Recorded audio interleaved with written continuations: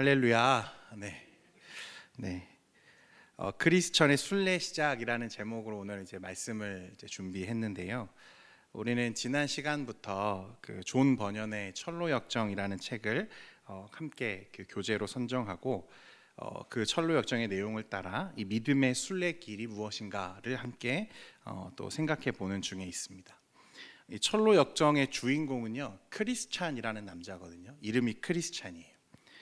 그의 이름은 이 주인공이 걸어가는 이 믿음의 여정, 이 순례의 길이 소설의 허구가 아니라 자신을 크리스찬으로 소개하는 모든 사람들, 곧 우리의 이야기임을 우리에게 보여주는 것입니다. 그러니까 우리 모두, 그러니까 주의 제자들이 실제로 걸어가고 또 걷게 되는 그 믿음의 길을 우리에게 지금 보여주려고 하는 거죠.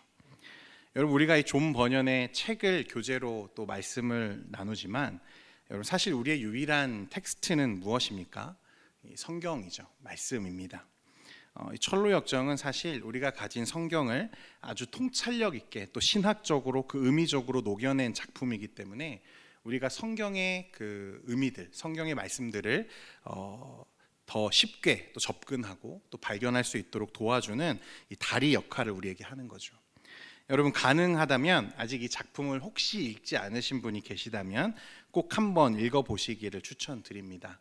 이게 그 만화로도 있거든요. 소설로 조금 읽기가 어려우시면 여러분, 만화로도 읽으셔도 굉장히 큰 유익이 있습니다. 이게 애들이 보는 그런 만화가 아니고요. 이것을 이게 그 어떤 소설이기 때문에 우리가 이미지화해서 보여주는 만화로 구성된 책들이 있거든요. 굉장히 쉬우면서도 신앙에 유익이 되니까요. 꼭 읽으시기를 추천드립니다. 이 소설 속 주인공, 제가 크리스찬이라고 말을 했는데 이제 오늘 2장에 와서 그의 이름이 이제 등장합니다. 크리스찬. 이 사람은요, 자신의 처지를 깨달아 알게 된 사람이죠. 무엇을 통해서 알게 되었습니까? 우리 지난 시간 우리 신 목사님 설교를 통해서 우리가 들었는데, 한 동굴에서 우연히 발견한 책을 읽고 자신이 지금 처해 있는 이 영적인 상황이 또 영적인 처지가 어떠한지를 이제 알게 된 사람이죠.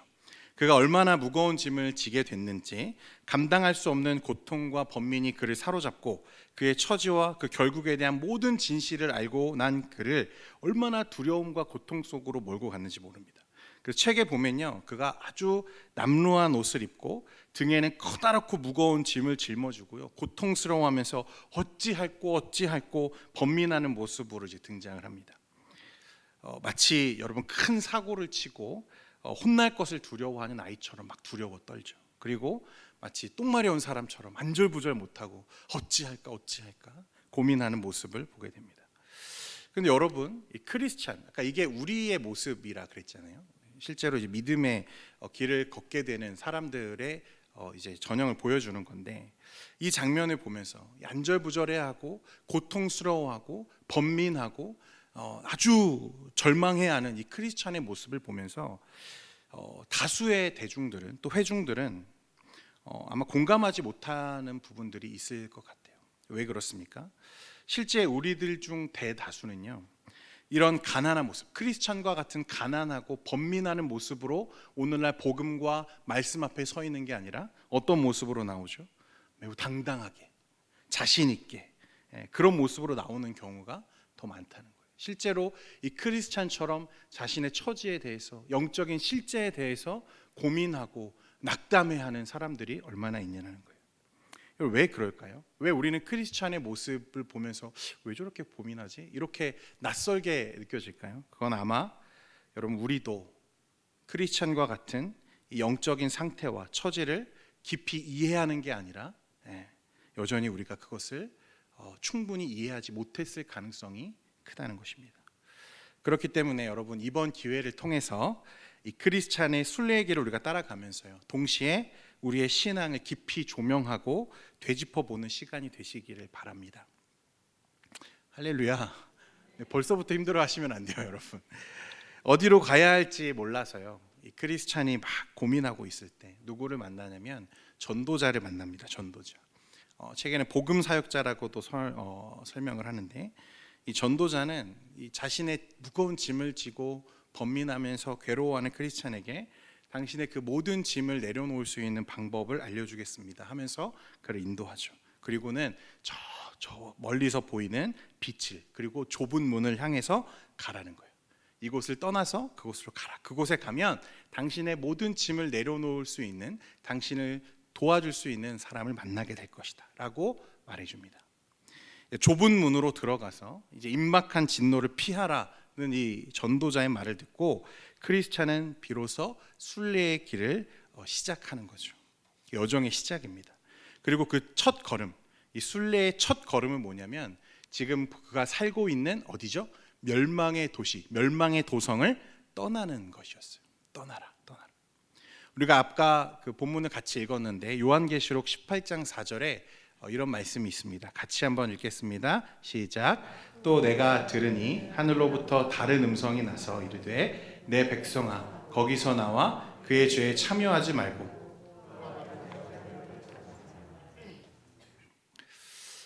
오늘 이 크리스찬이요 전도자에게 받은 한 두루마리에는 임박한 진노를 피하라는 말씀이 적혀 있었습니다. 거기서 나오라는 거죠. 사진 하나 보여주시겠습니까? 저 그 사진 보이시나요, 여러분? 저 짐을 메고 있는 사람이 누구냐면 크리스찬이에요. 무거운 짐을 지고 있죠. 커다란 짐을 지고 있고 그 앞에 손가락으로 저기를 가리키면서 저곳으로 가면 당신이 그토록 번민하는 이 모든 고민을 해결해 줄 그 사람을 만나게 될 겁니다. 좁은 문을 찾게 될 겁니다라고 알려주는 거죠. 그리고 그의 손에는 전도자가 전해준 두루마리가 지금 들려 있는 것입니다. 자, 우리가 요한계시록 18장 말씀을 봤는데 보면 나오라 말씀하시죠. 나오라. 그죠? 여러분 오늘 전도자가 크리스찬에게 그 멸망의 도성을 떠나서 이 좁은 문으로 좁은 길로 가라 말씀하시고, 여러분 이게 성경이 우리에게 던지는 아주 핵심적인 메시지예요. 떠나라. 나가라. 여러분 이 18장 요한계시록 18장의 맥락을 살펴보면 이 두 나라에 대한 이야기거든요. 하나는 바벨론과 하나님의 나라. 그러니까 세상 나라와 하나님의 나라. 이 요한계시록이 가지고 있는 아주 중요한 큰 주제이죠. 두 나라. 이 두 나라에 대해서 여러분들도 잘 아시는 교부이자 신학자였던 어거스틴은 하나님의 두 도성이라는 표현을 썼습니다. 하나님의 두 도성. 그런데 말씀해 보면 이 바벨론이 한순간에 멸망한다는 거죠. 그러니 그 멸망받을 운명에서 너희가 나와야 한다 이렇게 말씀하고 있는 거예요. 여러분 이게 성경의 아주 중요한 핵심적인 메시지이고 본질이에요. 여러분 하나님은 갈대아 우르에 살고 있던 누구를 불러내시죠? 아브라함을 불러내셨어요. 그리고 그에게 말씀하시죠. 너의 본토 친척 아버지의 집을 어떻게 하라? 떠나라 말씀하시죠. 그리고 그 아버지의 집을 떠난 아브라함을 뭐라고 하세요? 믿음의 조상으로 하나님이 세우시는 거예요. 사실 교회의 의미도 여러분 다른 게 아니에요. 교회 혹은 성도는 어떤 사람들입니까? 이끌려 나온 사람들, 이끌어낸 사람들, 불러낸 사람들이 곧 교회이고 성도라는 거예요. 믿으십니까? 여러분 우리 신앙의 본질 핵심은 뭐냐면요, 여러분 떠나는 거예요. 언제 어떻게 떠나는 건 차후의 문제이고요. 중요한 것은 우리가 이제 떠난 사람들이라는 것입니다. 이전에 살던 세상이 추구하던 어떤 정신들, 세상의 방식들, 그 모든 것을 가지고 이제는 살아갈 수 없는 거죠. 왜냐하면 우리는 예수를 믿기 때문에 그래요. 그렇지 않으면 여러분 만약에 우리가 떠나지 않았다면 이 세상에 이전에 가지고 있던 삶의 방식과 그 세상이 추구하던 어떤 정신들을 떠나지 않고 그대로 머물러 있다면 여러분 그건 뭡니까? 예수를 안 믿는 거예요. 믿는 게 아닙니다. 그럼 어떻게 하는 게 떠나는 걸까요, 여러분? 저기 한적한 곳에 큰 땅을 사가지고 우리가 함께 모여가지고 여기 속세를 다 떠나가지고 함께 모여 살면서 자급자족하면서 여러분 지내는 것, 여러분 그게 과연 떠나는 걸까요? 산으로 들어가면 아주 경치 좋은 산으로 들어가서 속세의 연을 끊고 살면 이 떠나는 걸까요? 그렇지 않죠. 실제로 이런 삶을 사는 이단들이 종종 있죠. 이 나오라는 말씀을 오역한 결과입니다. 여러분 우리는요 그리스도인으로서 또 그리스도인답게 살면서 동시에 이 세상에서도 좋은 시민으로 살아가는 것. 여러분 그래서요 그 어거스틴은 하나님의 두 도성이라고 했어요. 이 두 도성, 두 나라가 곧 모두 누가 주권하시는, 통치하시는 나라입니까? 하나님의 나라예요. 우리는 두 나라에 동시에 살고 있는 거예요. 그러나 멸망받을 이 세상에 속해 살고 있지만 그러나 우리는 하나님의 시민권을 가지고 그 안에 살고 있는 것입니다. 그렇기 때문에 우리의 믿음과 신앙 안에서 여러분 이 두 나라를 우리가 어떻게 하나님의 말씀대로 살아가야 할지를 고민해야 되는 거죠. 본론으로 돌아와서 이 크리스찬은요 좁은 문을 찾아서 이제 순례의 길을 떠나게 됩니다. 그런데 그 떠나는 모습을 보니까 되게 독특해요. 사진 보여주시겠습니까? 두 번째 사진. 이제 보이세요, 여러분? 그 크리스찬이 되게 무거운 짐을 지고 막 뛰어가고 있죠. 뛰어가는데 어떻게 하고 있습니까? 두 손으로 귀를 막고요.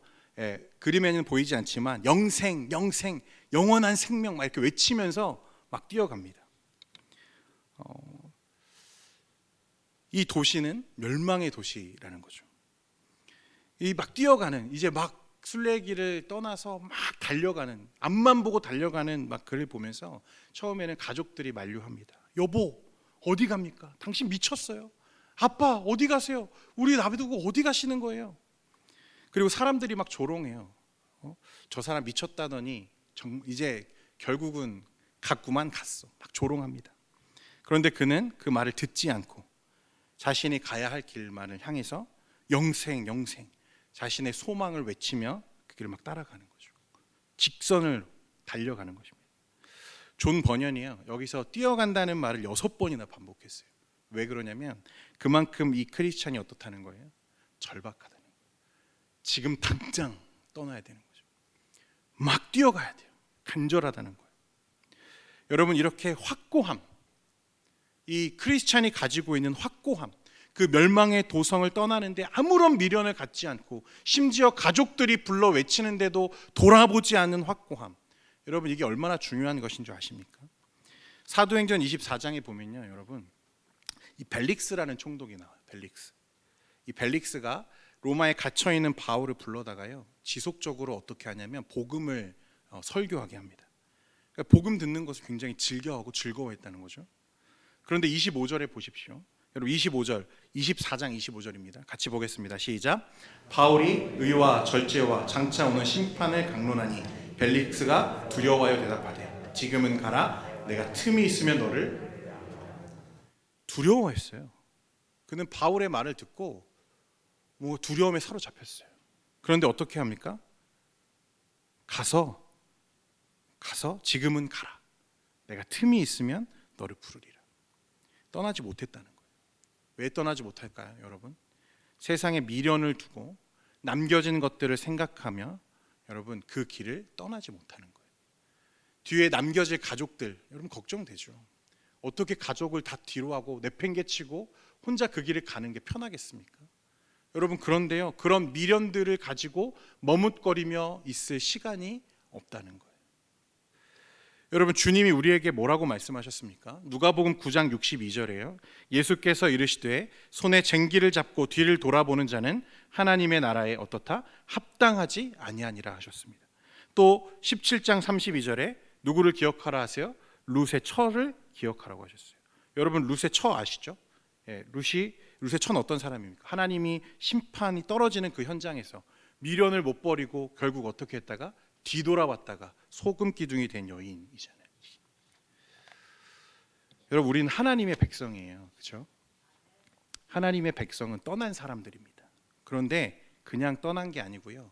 여러분 확고하게 떠나야 돼요. 이 세상에 속해 살지만 하나님의 시민으로 사는 것, 그게 우리의 정체성인데 여러분 하나님의 백성이 이 세상의 기준과 세상의 가치와 세상의 번영을 부러워하며 머뭇거리고 있다면 여러분 그건 어떻습니까? 그 길을 못 가는 거예요. 이 순례의 길을 시작도 하기 전에 그는 무너져 내리는 거죠. 주님은 우리에게 머뭇거리지 말고 단호하게 이 멸망의 도성을 떠나 하나님의 백성, 좁은 길, 생명의 길로 가라고 우리에게 말씀하시는 거죠. 존 버년이 우리에게 그걸 보여주는 거예요. 떠나지 못했다면 여러분 그건 신자가 아닌 거예요. 자 이제 그 길을 막 떠났어요. 막 길을 가는데 뛰어가는 크리스천을 보고요 두 사람이 쫓아옵니다.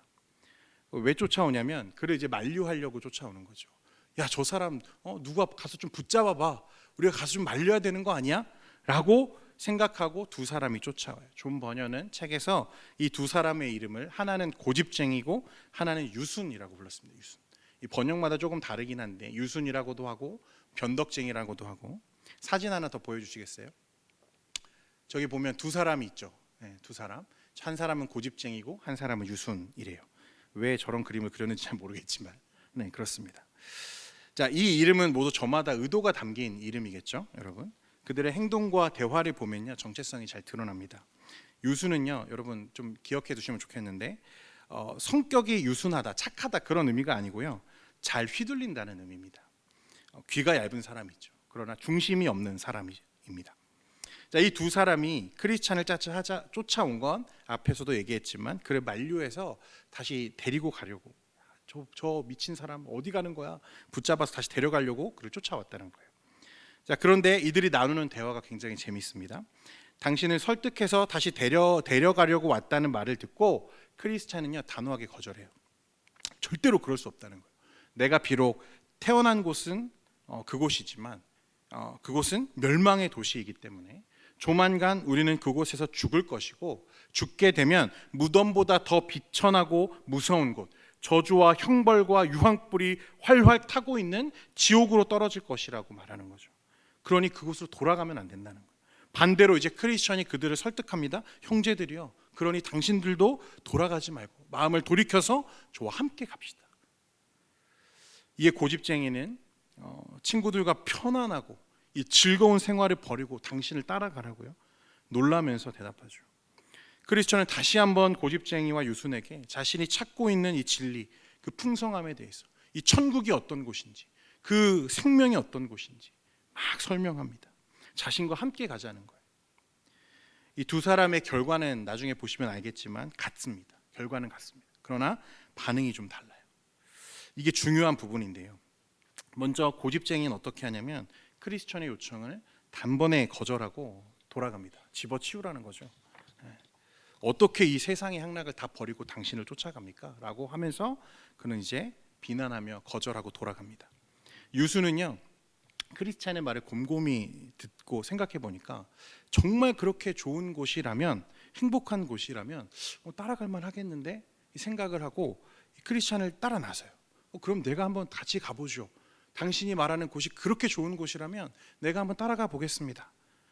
그런데 이제 그 길을 시작하고 나서 얼마 지나지 않아서 무엇을 만나냐면 낙심의 늪을 만나요. 낙심의 늪, 고난이죠. 고난을 당하는 거예요. 그림 하나 보여주세요. 네, 저희 낙심의 늪입니다. 두 사람이 길을 가다가 동시에 이 늪에 빠진 거죠. 자, 유순이 어떻게 돌변합니까? 당신이 말한 생명을 찾는 길이 이것이냐라고 따져 묻죠.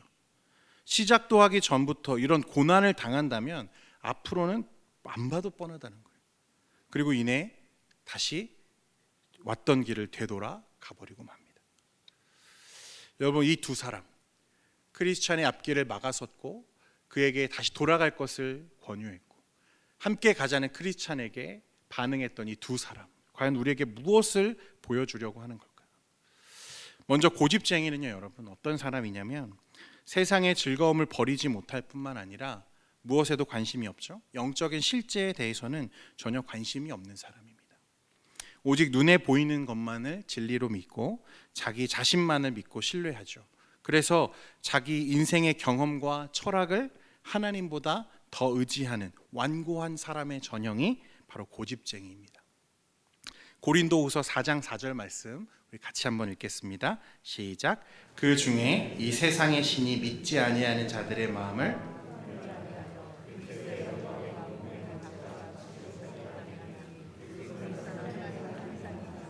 이 크리스찬이 이 복음, 이 생명의 말씀을 그에게 막 얘기하는데 그렇게 좋은 곳이 있다고 말하는데 그는 들으려고도 하지 않죠. 관심이 없어요. 왜냐하면 그것보다 자기가 자신을 더 믿는 거예요. 미혹되어 있는 거죠. 자, 그런데 여러분 진짜 문제가 하나 있습니다. 무엇이냐면 오늘날에는요, 이 고집쟁이와 같은 모습으로 영적인 실체도 믿지 않고 세상의 향락을 전혀 버릴 생각이 없으면서도 교회 생활을 하는 것이 가능하다는 것이 문제예요. 이건 신앙생활이라 하지 않겠습니다. 교회 생활을 하는 게 가능하다는 게 진짜 문제예요. 교회 자체가 세상의 향락을 얼마든지 추구하면서 동시에 신앙을 하는 게 가능하다는 메시지를 오늘날 막 쏟아내고 있죠. 죄 자체를 성경적으로 설교하지 않고 오늘날 크리스찬이 자기 수준에서 인식하고 말하고 있는, 설명하고 있는 이 죄에 대한 인식을 여러분 교회는 말하지 않죠. 왜냐하면 고집쟁이가 떠날 것을 두려워하기 때문에 말하지 않는 거예요. 아니 그렇게 철저한 크리스찬이 될 필요는 없어요. 요즘 누가 그렇게 삽니까? 일단 좀 나오세요. 한 1년쯤 지나면 여러분 집사 될 수 있고 또 한 10년쯤 열심히 또 그렇게 생활하면 장로도 되고 그렇게 하는 거예요.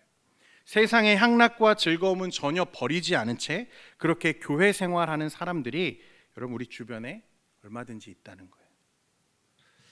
여러분 이 고집쟁이를 통해서 존 버년이 우리에게 보여주고 싶은 것은 그거예요. 그는 크리스찬을 통해서 어찌됐든지 간에 복음을 접했죠. 그런데 그 복음, 그 실제, 그 유익에는 전혀 관심이 없어요. 세상에만 관심이 있는 거예요. 이 고집쟁이의 크리스찬이 굉장히 의미심장한 말을 해요. 여러분 주의 깊게 들으셨으면 좋겠어요. 만약 그가 내가 느낀 것과 같은 압박과 공포를 느꼈더라면 경솔하게 우리를 등지지는 않았을 겁니다. 만약 내가 느꼈던 죄에 대한 인식과 그 비참함을 그가 알았더라면 그는 그렇게 돌아가지 못했을 겁니다. 여러분 불신자와 신자의 차이가 뭔지 아세요? 교회 다니고 교회 안 다니고의 차이가 아니에요. 여러분 죄를 인식하느냐 인식하지 못하느냐의 차이입니다. 그러니까 교회 안에도 죄에 대한 인식 없이 세상의 향락을 즐기면서 얼마든지 교회에 앉아 있을 수 있다는 거예요. 또 유수는요, 두 번째 유수는요, 일시적으로 믿음을 소유했다가 이내 고난을 만나면서 중간에 신앙을 포기하는 사람들의 전형입니다. 우리 주변에 많이 있죠. 우리가 30년, 40년 신앙생활 하신 분들 이 자리에 많으신데 처음에 같이 신앙생활하다 그 자리를 떠나버린 지체들 많이 있으시죠? 네. 여러분 예수님의 씨 뿌리는 비유를 기억하실 거예요. 이 유수는요 마치 돌밭에 뿌려진 씨앗과 같은 사람입니다. 마태복음 13장 20절 21절 말씀 같이 보겠습니다. 시작. 돌밭에 뿌려졌다는 것은 말씀을 듣고 즉시 기쁨으로 받되 그 속에 뿌리가 없어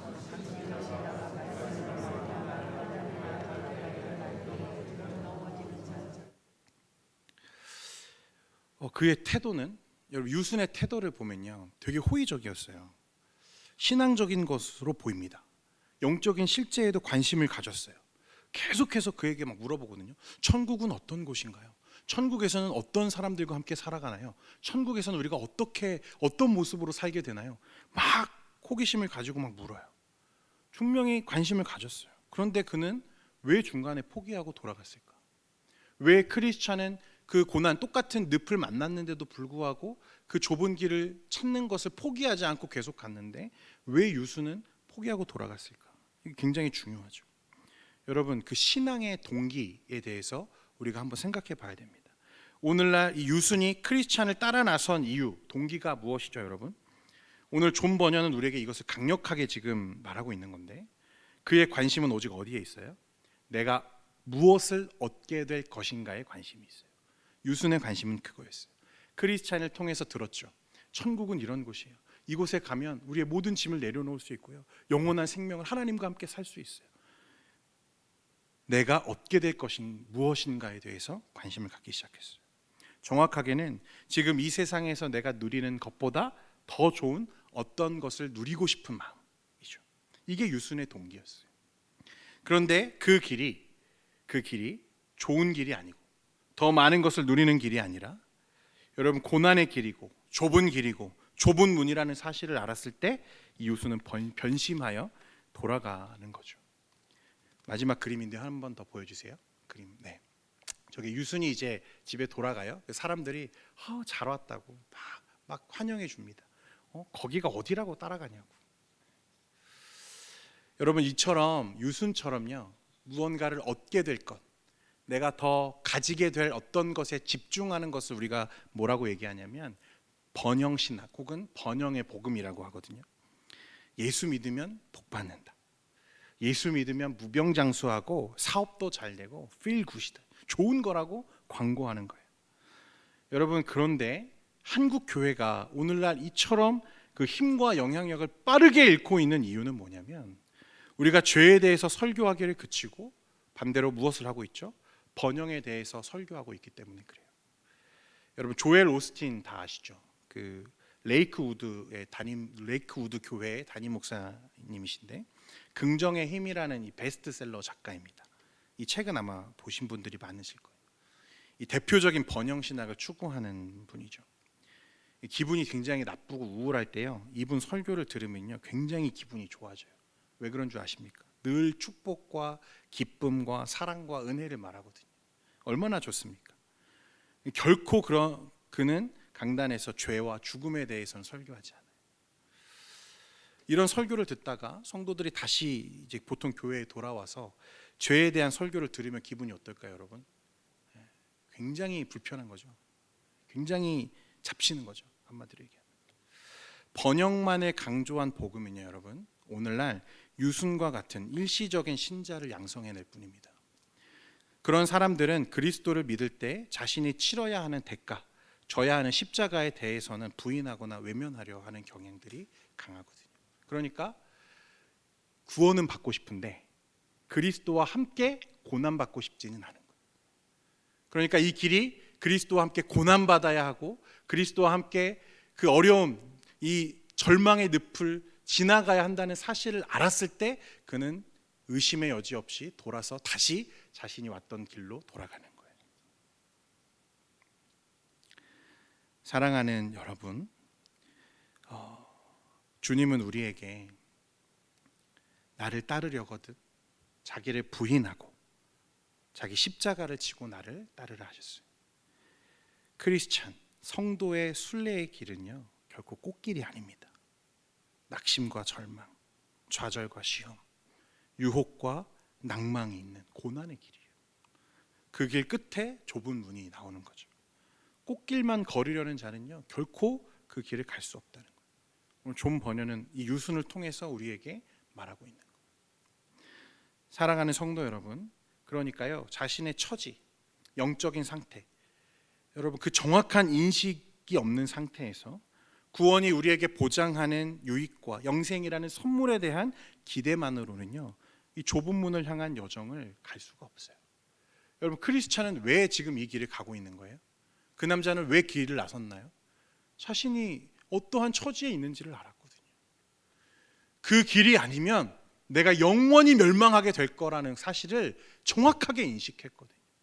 내가 얼마나 죄인인지, 심각하게 부패했는지, 내가 그 길 아니고서는 살 길이 없다는 것을 정확하게 인식했거든요. 그러니 고난이 와도, 절망이 있어도, 낙심이 와도 그 길을 포기할 수가 없는 거예요. 왜냐하면 그 길 말고는 살 길이 없으니까. 유수는 어때요? 하나님이 나에게 주실 유익들만을 생각해요. 내가 무엇을 더 얻을 수 있을지만 생각해요. 이 땅에서 더 가질 수 있는 것들만 관심 갖고 있어요. 복 주시기만을 원하고, 이 땅에서 잘 살기만을 원하고, 이 땅에서 번성하는 것만을 원하는 사람들은요 결코 주의 길, 제자의 길을 갈 수가 없다는 거예요. 사랑하는 여러분, 이 유순을 통해서요 여러분들의 신앙의 동기를 한번 점검하셔야 합니다.